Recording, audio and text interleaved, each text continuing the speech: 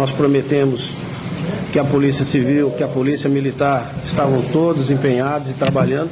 Então nós estamos aqui para apresentar o resultado desse trabalho a vocês.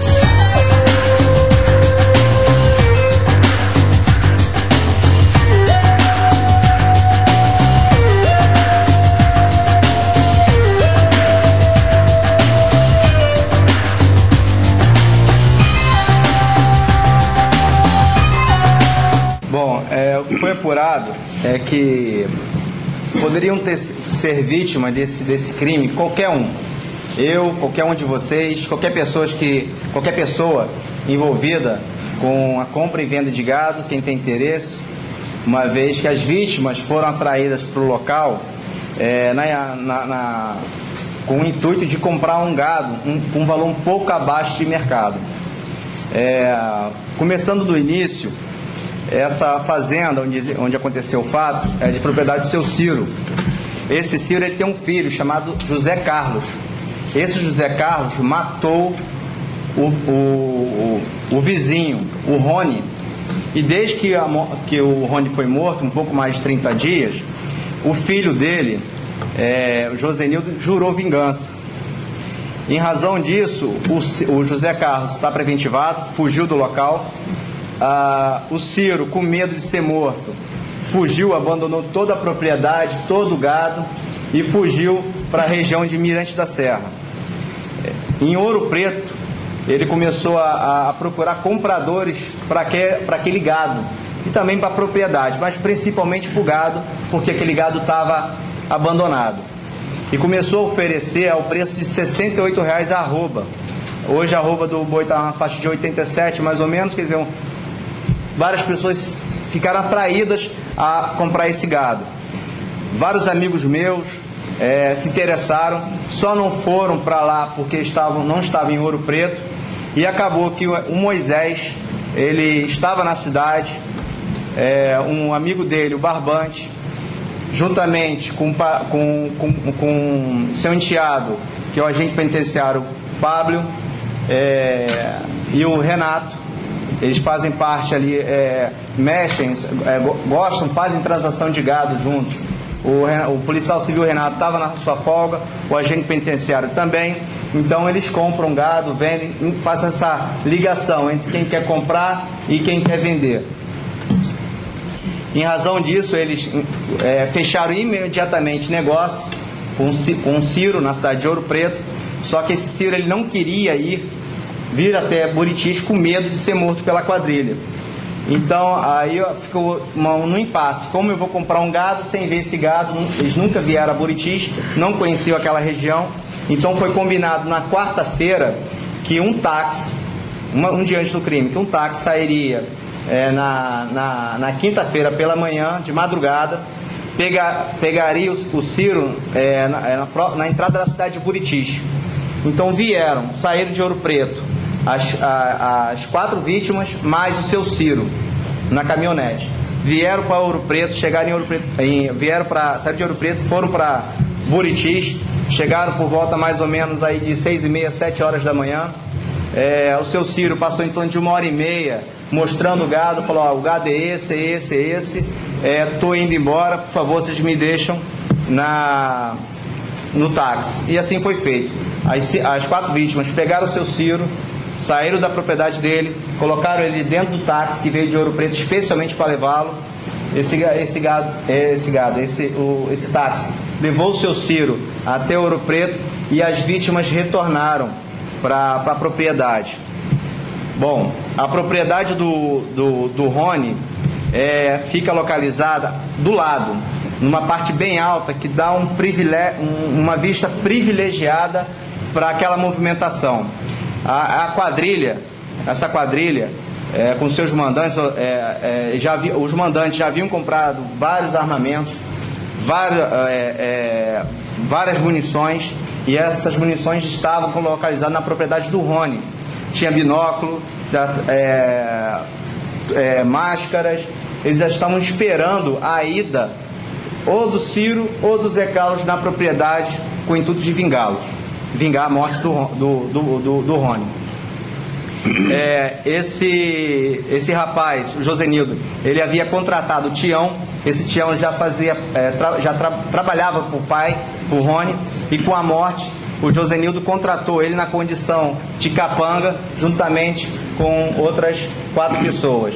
Então essas 4 pessoas permaneceram na propriedade e a ordem era: se o Ciro ou José Carlos chegar, é para matar. O que aconteceu? Quando as vítimas chegaram com o Ciro, eles desceram, mostraram a propriedade, arriaram os cavalos, saíram, deixaram os cavalos arriados. Nesse momento eles viram, ligaram para o Josenildo, que estava na cidade de Buritis, Jesulino, que estava na cidade de Buritis, com o Davi, e a procura do Zé Carlos ou do Ciro, já que havia uma informação num dia anterior que ele iria ver o gado.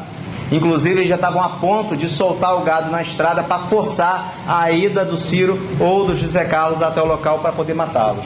Então, no momento que eles saíram, viram os cavalos arriados, o Tião ligou para o seu chefe e disse: ele está vindo, mas tem certeza que ele vai voltar? O cavalo está arriado, ele vai voltar. Imediatamente eles saíram da propriedade do lado, pela mata, pegaram os armamentos e foram até a sede da casa e ficaram na tocaia.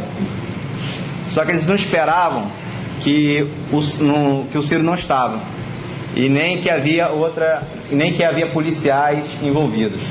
Na concepção deles, eram capangas, seguranças, capangas também, que estavam fazendo segurança para o seu Ciro ou para o Zé Carlos.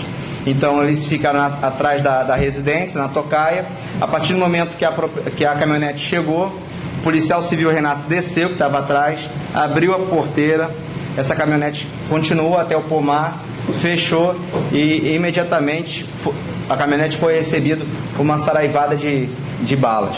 Então houve a reação. O policial civil Renato, a sorte dele é que ele estava fora da caminhonete, teve tempo, e ele era um exímio atirador, teve tempo e a felicidade de abater 2 dos seus algozes. Então, e a partir daí, eles não sabiam que eram policiais envolvidos, que estavam vítimas, que foram as vítimas. O barbante, a caminhonete continuou a descer. Quem estava dirigindo era agente penitenciário, o Moisés estava do lado, e o barbante, que estava atrás. Essa caminhonete desceu, o barbante tentou correr, ainda correu uns 50 metros pasto adentro, mas foi alcançado e foi morto na fundiária da propriedade. Daí eles retornaram, retiraram 3 desses dos 5, 3 estavam de colete à prova de balas e fortemente armados. Eles retornaram para a fazenda do Rony. O Josenildo ele não estava na fazenda do Ciro. Eu sempre não consigo falar esse nome. Jesulino. O Jesulino, ele ficou bem próximo ao local, com um binóculo, vendo tudo. Entendeu? Ele estava esperando, se caso fosse possível, que a ordem era, se possível, trazer o Zé Carlos com vida para que ele matasse pessoalmente. Tá certo? Então, aí eles não esperavam a reação de um policial. Chegaram lá dizendo que tinha dado, não vou falar um palavrão aqui, mas tinha dado, não deu certo, e que 2 dos seus comparsas já haviam sido mortos. A partir daí,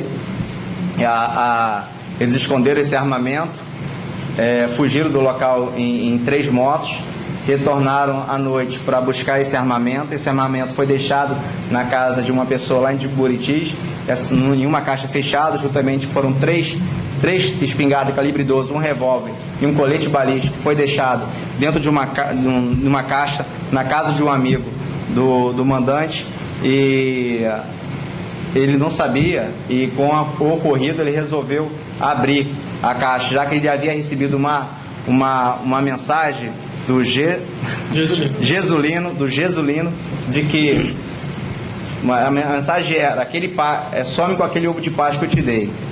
Então ele achou estranho, abriu abriu a caixa e viu aquele armamento, ficou desesperado, pegou aquela caixa, foi no rio que fica do lado da casa dele e jogou tudo no rio. E a partir daí todos fugiram.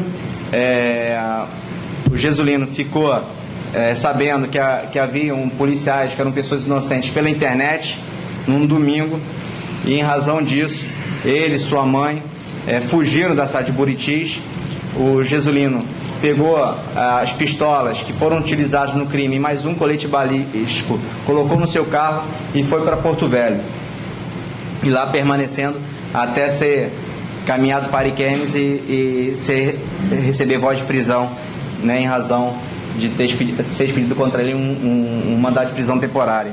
E também no mesmo dia a sua mãe também foi presa, já que ela foi a responsável ela comprou as munições. Inclusive, quando estava havendo tiroteio, o filho ligou para ela mandar mais munições, já que o tiroteio estava se estendendo por mais de 10 minutos, muita troca de tiro.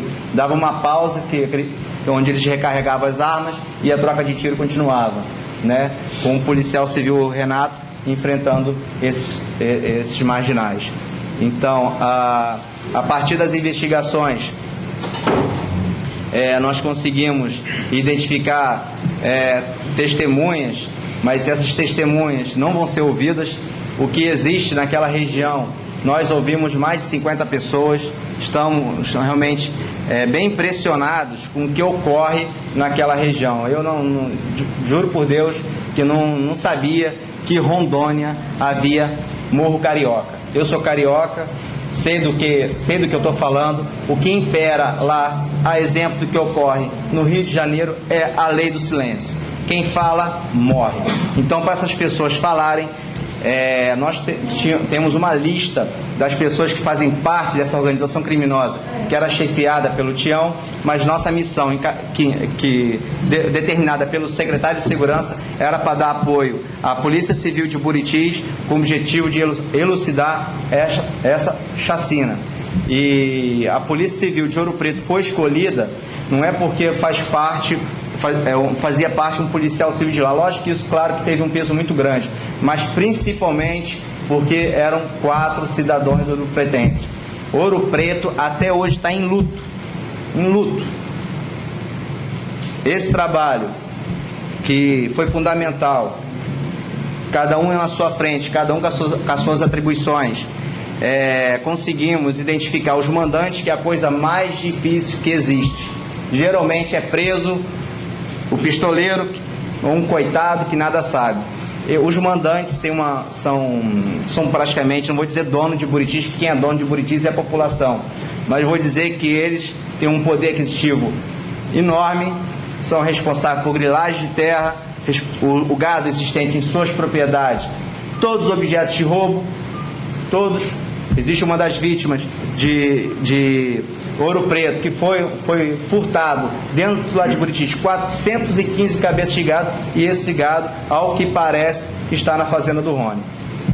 Bom, mas não é isso que eu estou aqui para passar esclarecimentos. Bom, a partir do momento que levantamos as informações, juntamente com o delegado de Buritis, foi pedido a prisão temporária dos mandantes, foi feito um intenso trabalho em campo. Eles resolveram procurar colaborar, não é porque inocentes morreram, foi porque estavam começando a ser ameaçados pela própria quadrilha. Essa quadrilha foi contratada para matar, para vingar a morte do Rony, matar a pessoa que matou, matar a pessoa que matou o marido, o Rony, marido da Meire e filho do Jesulino. Bom, e em razão disso, da repercussão do caso, de policiais envolvidos, eles se voltaram contra eles e começou a querer haver queima de arquivo. A verdade é essa. E em razão disso, eles procuraram, os próprios mandantes começaram a procurar a polícia para, na verdade, para não morrer. E começaram a passar as informações necessárias para elucidar esse crime. Ele está colaborando. Ele hoje, o filho da Meire, é a pessoa mais interessada na prisão dos autores desse massacre, né?